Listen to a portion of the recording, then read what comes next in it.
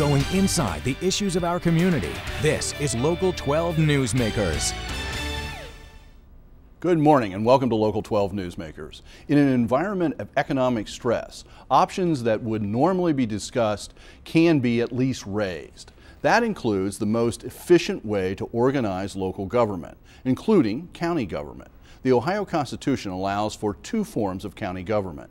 87 out of 88 counties cling to the 19th century structure that diffuses power and fragments responsibility among office holders. Hamilton County, for example, has a board of county commissioners made up of 3 elected officials. Although the commission may look like a legislative body similar to a city council, it is not. The county commission cannot adopt local ordinances or laws. It can perform only the acts and duties permitted by the Ohio Revised Code. But in addition, voters also select 9 office holders, including the auditor, the clerk of courts, the coroner, the engineer, the prosecuting attorney, the recorder, the sheriff, and the treasurer. Each of these office holders owes their jobs to the voters, not to the commissioners. And in some cases, like the sheriff, they have access to significant funds over which the commissioners have no control.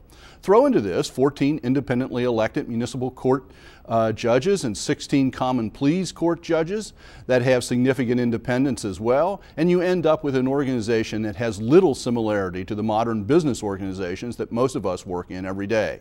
The Ohio Constitution allows an alternative charter structure of county government, but only Summit County in Greater Akron has adopted this form of government.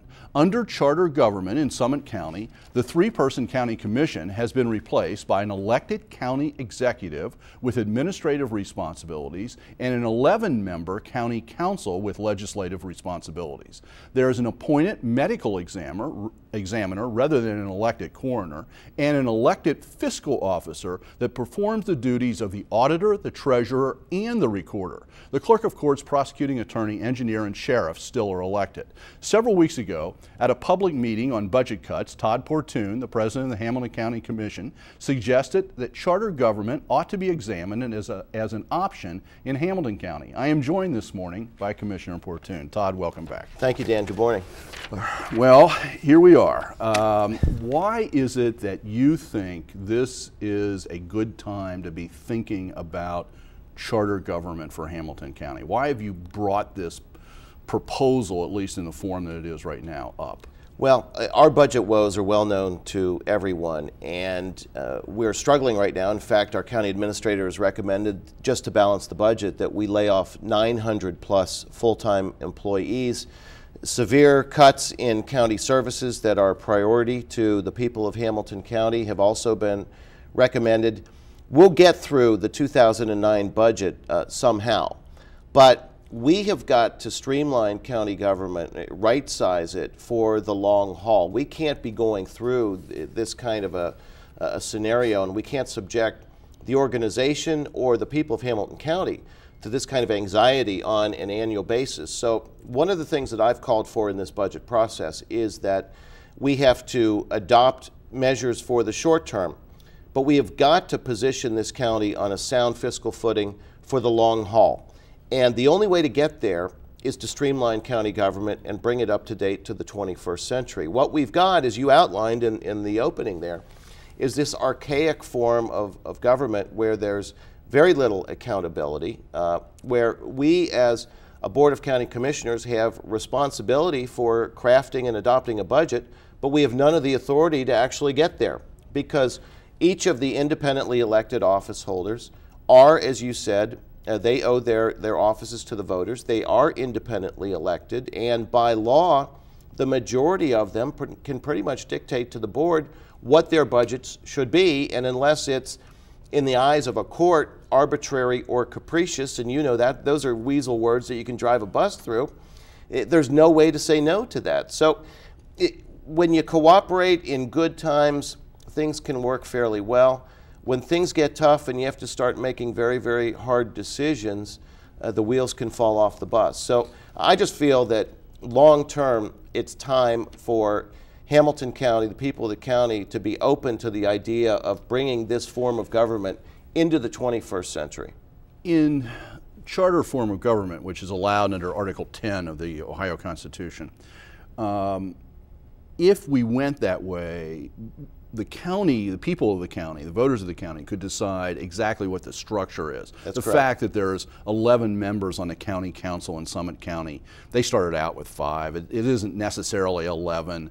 No, you can have 3. You can have 3. Keep what we've got. There's as far a as lot that of goes. flexibility in this. Correct. Do you have a particular form, particular structure in mind that you're ready to propose, or are you just saying we need to look at this and move in this direction? I'm saying we need to look at this and move in this direction. I don't have a particular structure in mind other than I do believe in the main, without specificity, that we don't need as many elected positions as there are, that a number of the positions that are elected could very well be served by appointed administrators who are the top in those respective fields.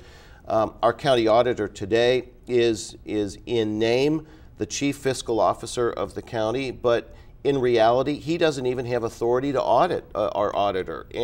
But he could be a chief fiscal officer for the county. As in Summit County. As in Summit, that could have real fiscal controls and could influence the way in which spending is done in the county.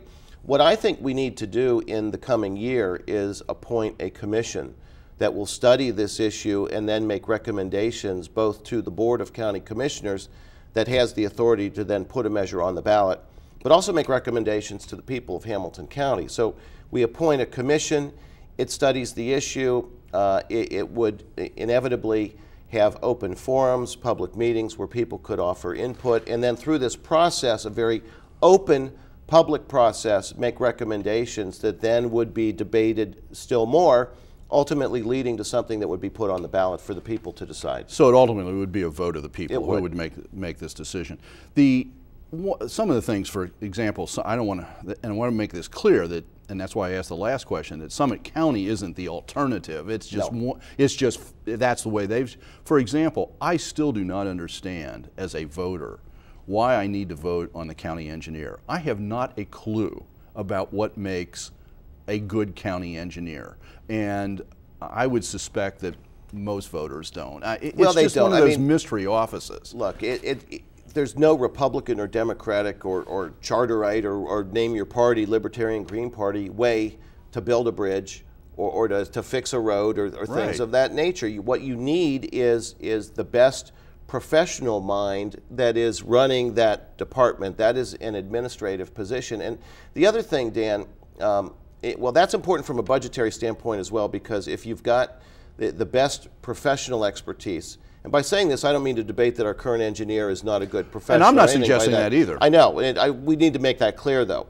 But the point is that you can have situations where you are duplicating effort, where the titular head who gets elected doesn't have the qualifications necessarily or the expertise, so they're hiring a chief administrator who has those qualifications and the expertise. So you're increasing your budget unnecessarily in that way, so there are budgetary implications. The other thing is, every one of these independently elected offices inevitably have their own version of an administration. They have their own budget officers. They have their own PR people that deal with the press.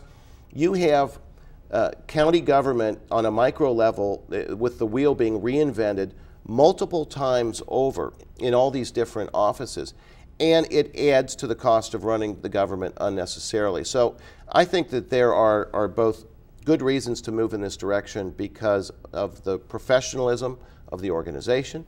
I think it's necessary because it will enhance accountability, and it will, at least from the ability to have decisions carried out, enhance that. But it's also going to have a tremendous budgetary impact on the county, which we need to look at. And the time is right because this is being looked at now on a statewide level. And we can get at that if you like. Yeah, but sure. Well, Cuyahoga County, for different reasons, there have been accusations of Cleveland. corruption. Cleveland, Ohio. Cuyahoga County. There have been accusations of corruption and mismanagement and other things going on in there, which led to a state-appointed commission to look at Cuyahoga County's form of government, led to recommendations that have been returned back now to Governor Strickland. And I was just up in Columbus last week on budget issues, and what I'm told by state officials is that now is the time when the state is open to looking at shared services among governments, streamlining local municipal governments, anything that can be done that isn't going to cost the state any money, but that is going to result in reduced cost of government operations overall, because the state's in the same budget pinch that we are, counties are across the state, other local governments are. The atmosphere is ripe right now, and the state's moving forward. They've looked at Cuyahoga County, and what I hear is that that is likely to morph into a broader statewide view. So we need to, I think, in Hamilton County, get out there, start taking a look at what makes the most sense for Hamilton County, help to influence the state in the state's review, but also do this because it's just what we need to do for Hamilton County's interests. One of the issues that some people are going to respond to, already have, is that this is just a stalking horse for metro government, which in local affairs, local politics, has been the third rail of local politics. It's the death of any politician who proposes it. Is this metro government? Absolutely not. I mean, it's dead on arrival. Metro government is dead on arrival. People like their township, they like their village or their local municipality.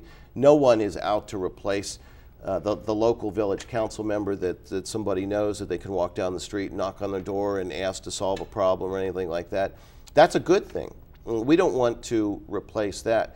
County government is inefficient and not accountable and not transparent in all levels, and as a consequence is unnecessarily costing the taxpayers too much money. The time is really ripe right now to put Hamilton County on solid financial footing for the long haul, to take a look at whether we can streamline county government and restructure it. Would this allow, though, some sharing of services across the 49 counties that exist? Of course, it's going on right now. Yeah. In fact, we are charter members of a committee that has been officially put together originally by the city of Cincinnati and Hamilton County. There are other jurisdictions that are involved with it, and Jerry Newfarmer, the former city manager for the city of Cincinnati, his local firm has been helping to spearhead this whole effort and assist in the process. It's the Shared Services Committee for Local Government, and we're already identifying savings, ways in which we can collaborate, pool resources, do other things across jurisdictional lines. That's a good thing. That should continue and will continue. But no one's promoting metro government. That's not what this is all about. Okay. On the short term, I want to make the point and remind people that this Wednesday night there is another public hearing at Cincinnati State Technical and Community College. It's at 6:30. That's about the current budget issue, not about a charter form of government. No, it's but not. Todd, thank you very much for being here this morning. We're going to follow this. Obviously, I'm very interested in this sort of budget or government reform. So thanks for looking at it. And by the way, stay tuned. Many of us now carry BlackBerries and iPhones in our pockets. 50 years ago, a computer with even a fraction of this power would have filled this entire studio. After the break, the beginnings of computing in ancient times, the 1950s.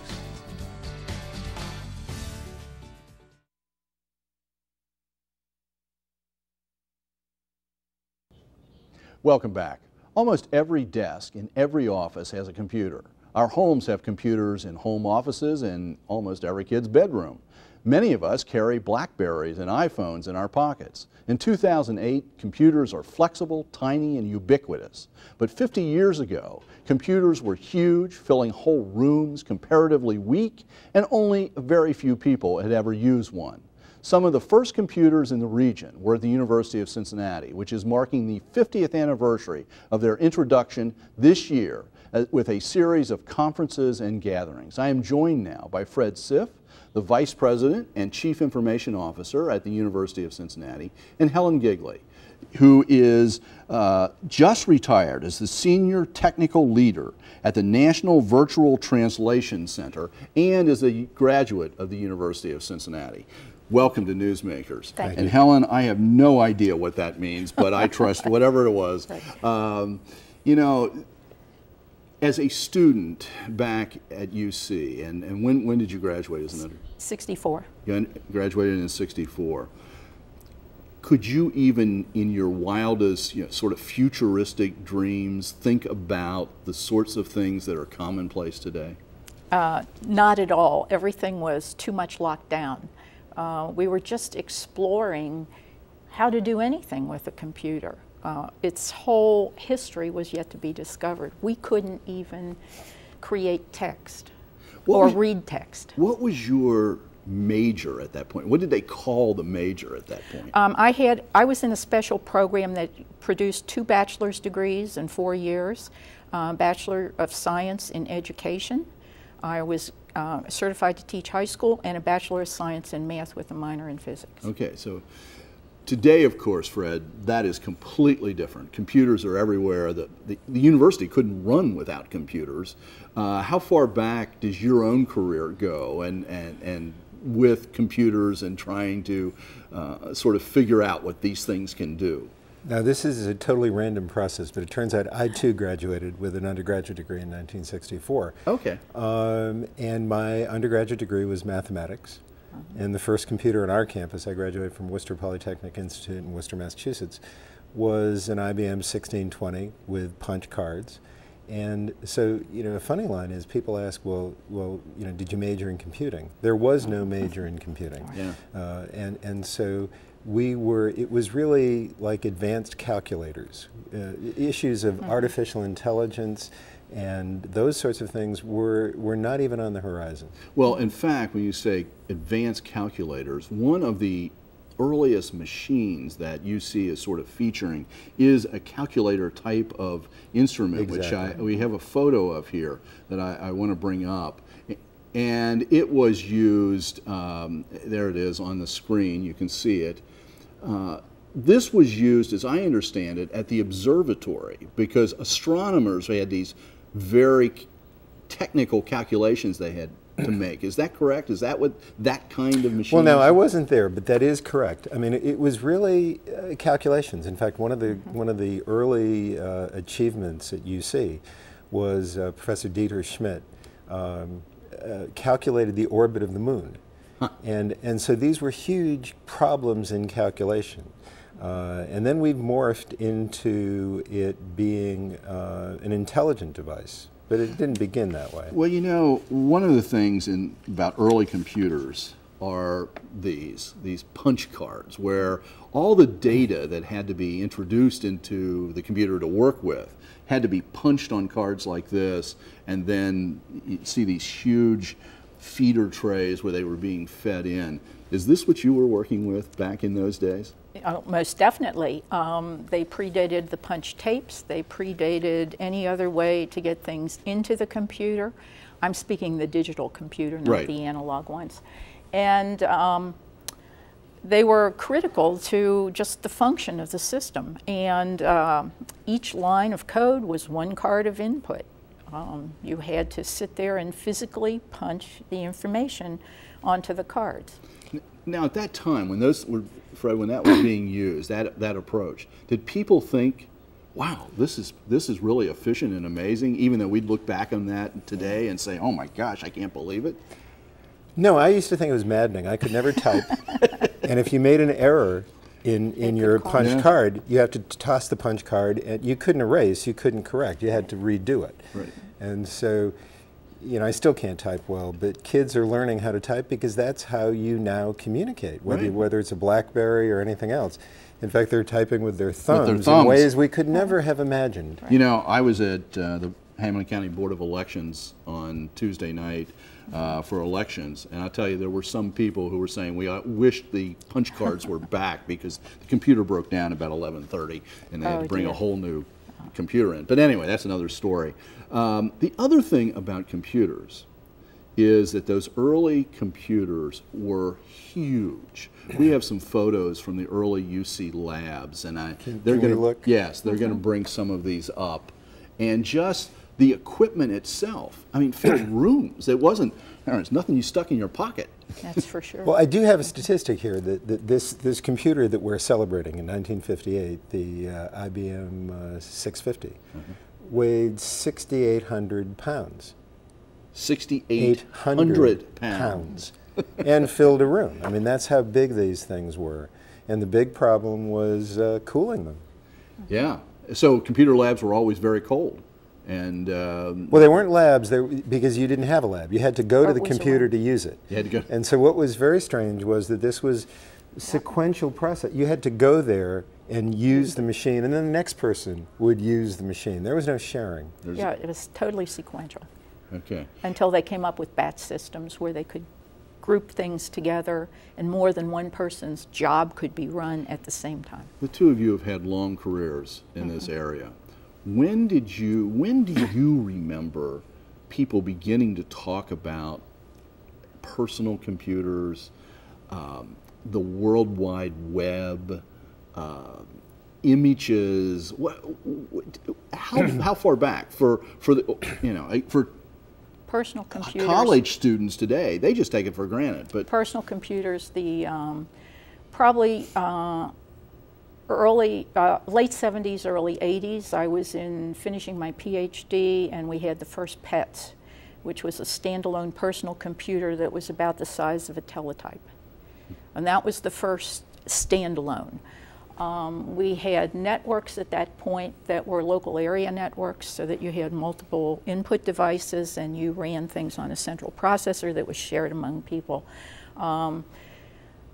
People were working on image recognition at that point. AI was a recognized field in late 70s, early 80s. I mean, Lisp was a very prominent programming language at that time. Earlier it had not been. It was all assembly, and then Fortran and COBOL and so on. So that's what I remember as far as the first initial PC. Well, I want to be complimentary and go back even further than Helen. Okay. So, you know, we went from these big, massive machines to something called the microcomputer that was really, before Silicon Valley, there was Route 128 in Boston, the Digital Equipment Corporation, and they were sort of personal because they were tiny, they were smaller, and when you could sign up to use them for 2 hours. So for 2 hours at least, it was personal and yours, and you owned that machine. Yeah. And that's the one I'm talking about where we had multiple connections. It was into a deck. Well, I'm aware of time, so looking to the future, what do you see happening? I mean, now these have become commodities, they're tools. Where do you see it taking us in the future? And I know you just retired and may be able to say something about where you saw the area that you were working with, this lab that you were working with, but where do you see things going? Well, I track a lot of what's going on from the AI field to the hardware field. I mean, hardware's going biological. So they keep looking at nanotechnology now. They're talking about dust motes that are going to float around the air and be able to compute. They're putting miniature sensors out into our national parks to be able to document and to track environmental issues, to be able to monitor rainfall, to be able to monitor toxic whatever. So what I see is that we're going to end up with a more connected world, probably not in ways that we'll always be observing. Now, every time we connect up, we know what's going on. I think that's going to go transparent. But again, I don't know, and I can't even think of the repercussions of that. What about in a university environment? Well, I've said for a long time that we are an industry that hasn't changed very much in the last 2 centuries. I mean, if you want to take accounting, you mean okay, go ahead. Higher education. You show up at 9 o'clock in the morning in Clifton for 10 weeks. And every other industry has changed dramatically. We're on the cusp of that change. We used to talk about distance learning. We're not talking distance anymore. We're talking online, immediate learning. I think the key word is connectivity. Because if you look at the profound changes in computing over the past several years, it's in the ability to connect, whether it's Facebook or your BlackBerry, where we connect in a variety of ways so that our global society, the world is flat, is about connectivity, and that's only going to increase. Whether it's biological or in the air, it doesn't really matter. The idea of being able to connect with your peers, with anybody, with pieces of information changes our society.